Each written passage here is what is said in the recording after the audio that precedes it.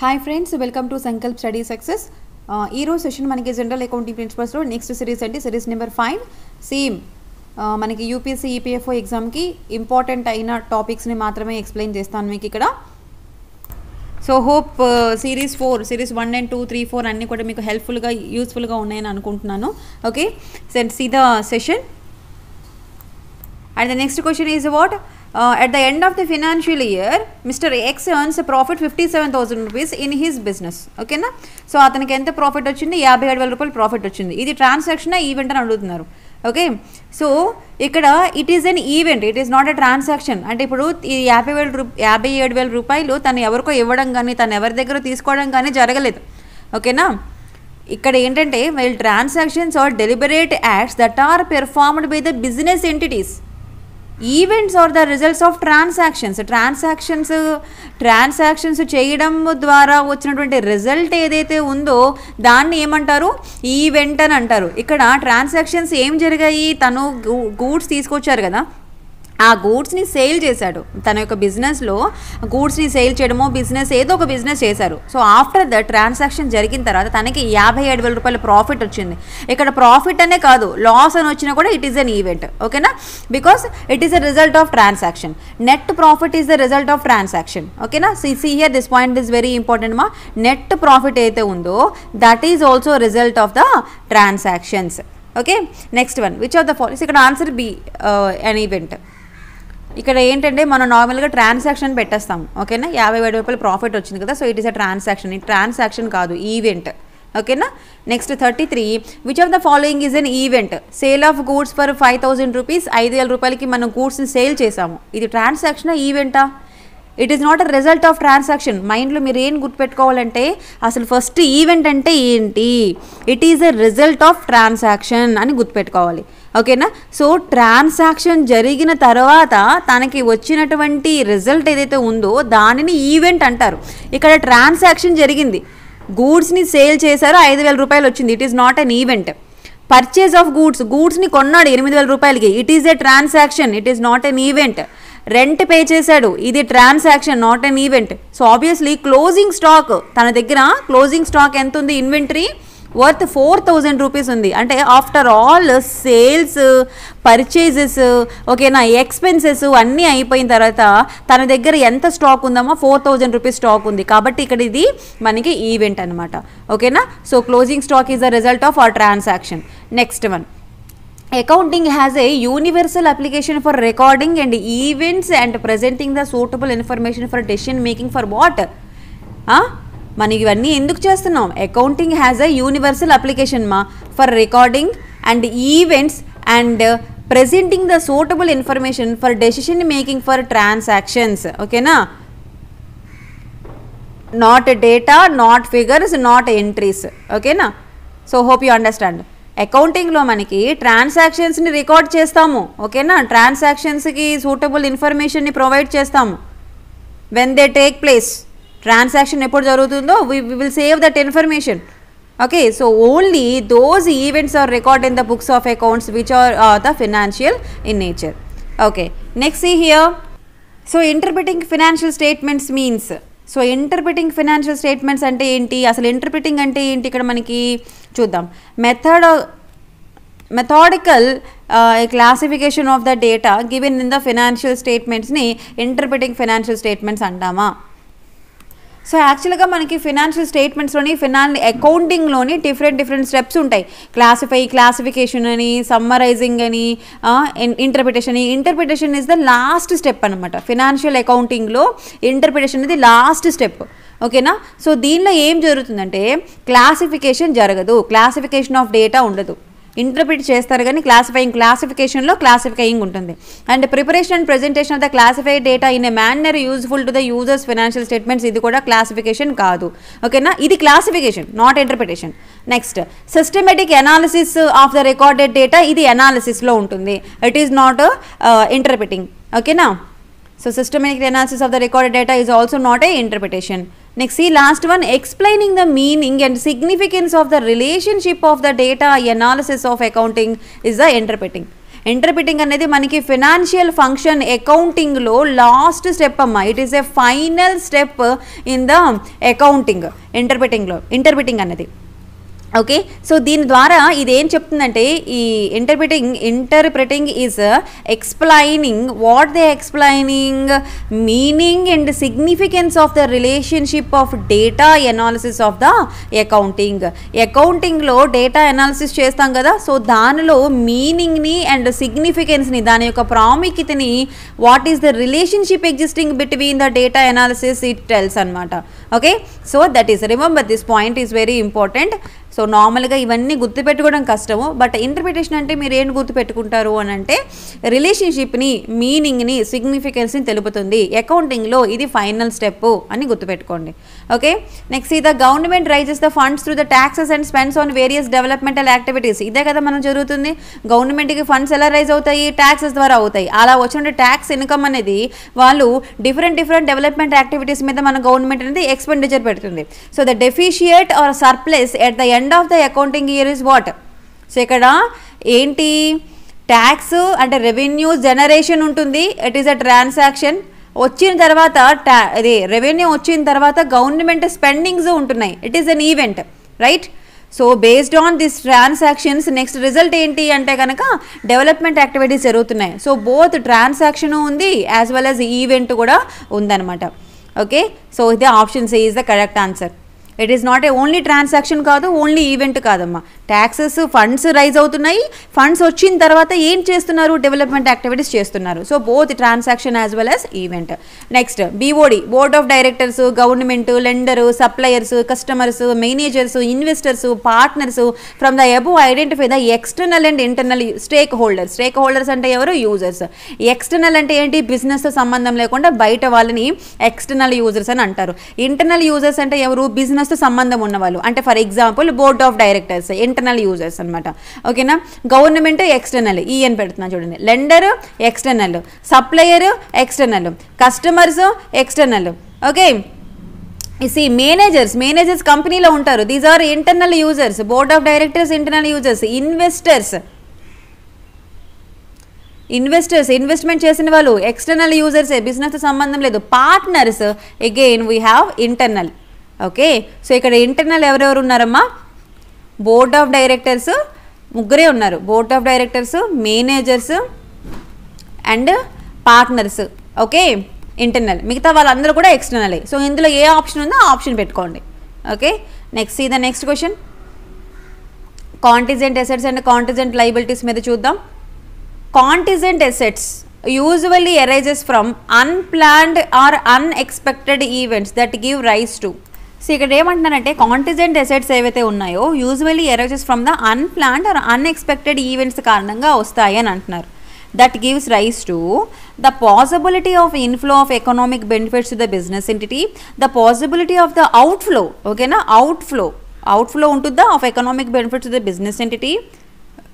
No outflow, no inflow economic benefit either ARB. So either ARB అనేది కాదు. Okay, so ఇక్కడ no outflow, no inflow కాదు.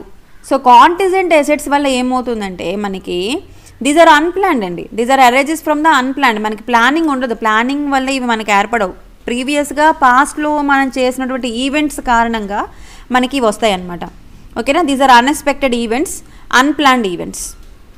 So దీని కారణంగా మనకి ఇన్ఫ్లోనే ఉంటుంది కానీ అవుట్ఫ్లో ఉండదు. బిజినెస్ ఎంటిటీ బెనిఫిటే ఉంటుంది. Economic benefits to the business entities inflow. Okay, there is no outflow because of this contingent assets, right?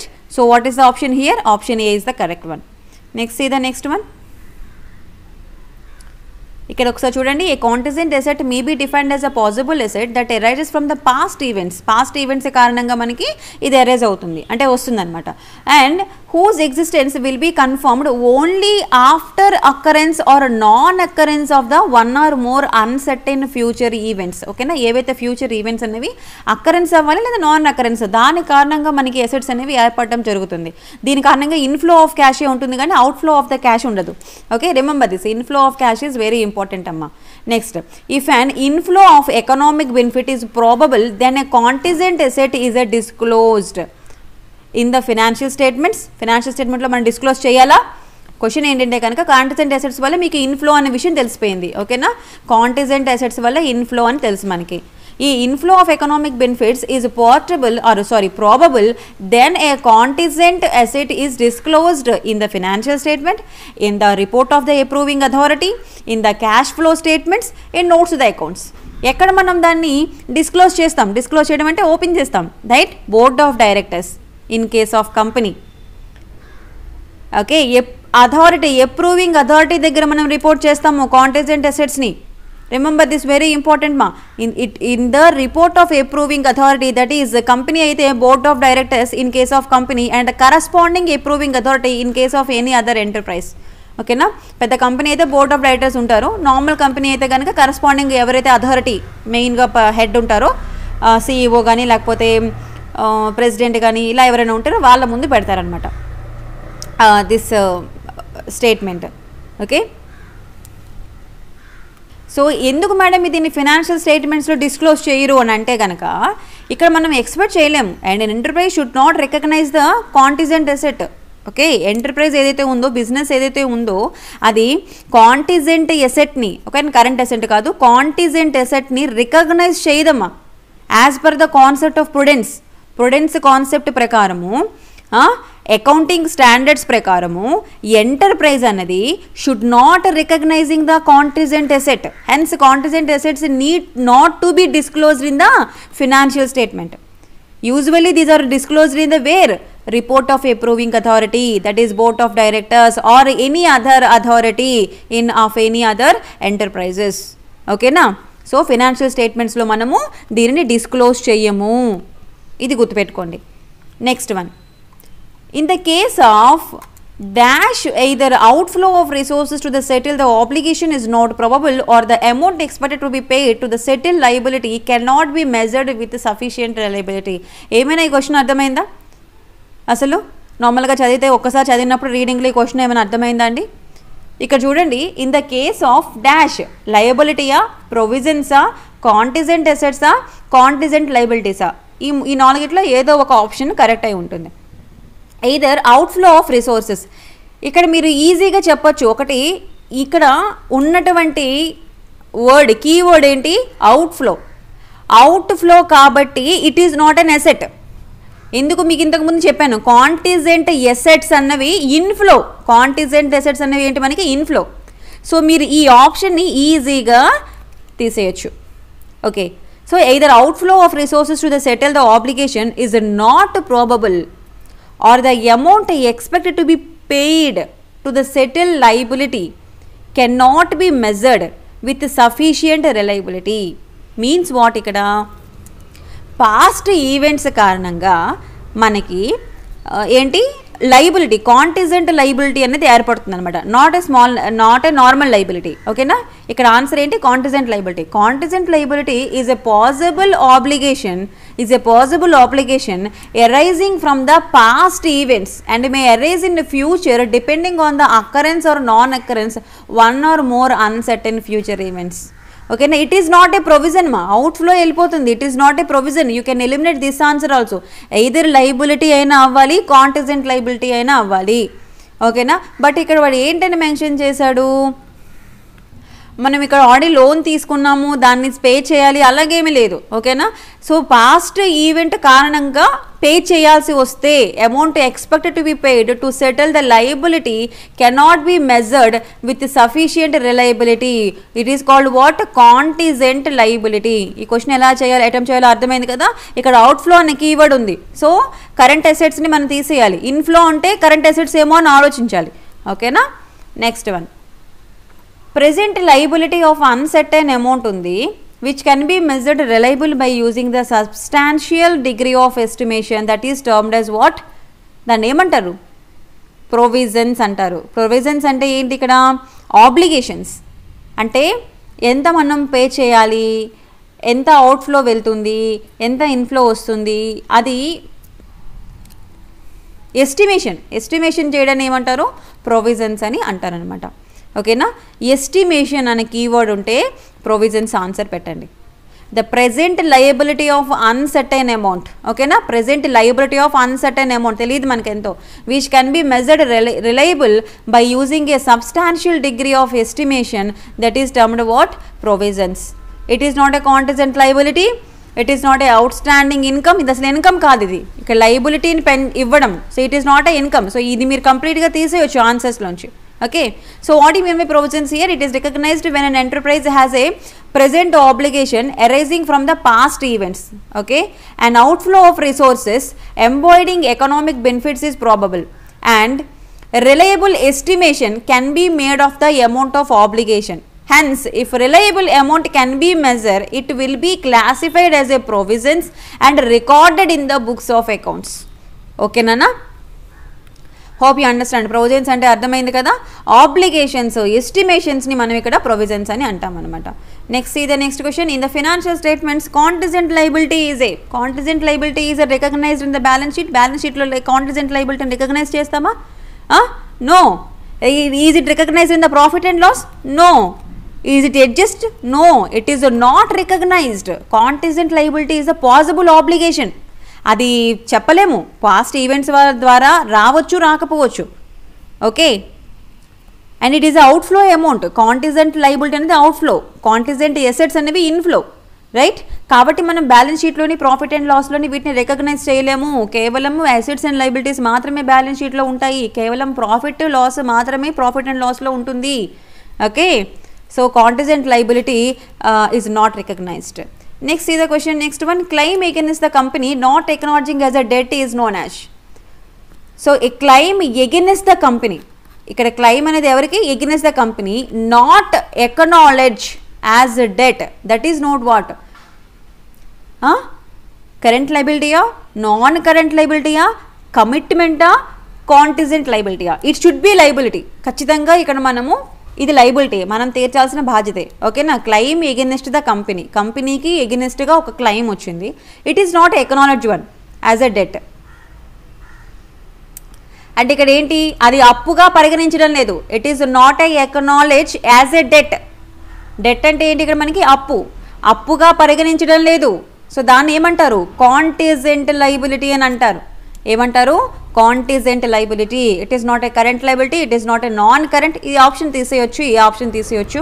Okay, eliminate చేయొచ్చు. నెక్స్ట్ వన్, ఫర్ ఎగ్జాంపుల్ ఒక 2 persons ఉన్నారు. ఓకేనా, 2 persons కలిపి ఒక బిజినెస్ స్టార్ట్ చేశారు. ఒక థర్డ్ పర్సన్ వీళ్ళు బిజినెస్ స్టార్ట్ చేశారు, బాగానే ఉంది. వీళ్ళు ఏం చేశారు, క్యాపిటల్ గురించి ఒక బ్యాంక్కి అప్రోచ్ అయ్యారు, బ్యాంక్ లోన్ ఇచ్చింది. ఓకే, లోన్ ఇస్తాను బట్ నాకు షూరిటీ కావాలని అడిగింది. ఒక థర్డ్ పర్సన్ వచ్చి షూరిటీ పెట్టారు, గ్యారంటీ ఇచ్చాడనమాట. సో ఇక్కడ ఈ పర్సన్ ఈజ్ ఏ ఏంటి, లయబిలిటీ ఆఫ్ దిస్ లోనే, బట్ ఏ లయబిలిటీ అంటారు? కాంటిజెంట్ లయబిలిటీ అంటారు. See the 7th question, guarantee given in respect of the third parties is known as what? Contingent liabilities. ఓకేనా, so same contingent liability అంటే ఏంటి? It is obligation that is arising from the past events మా.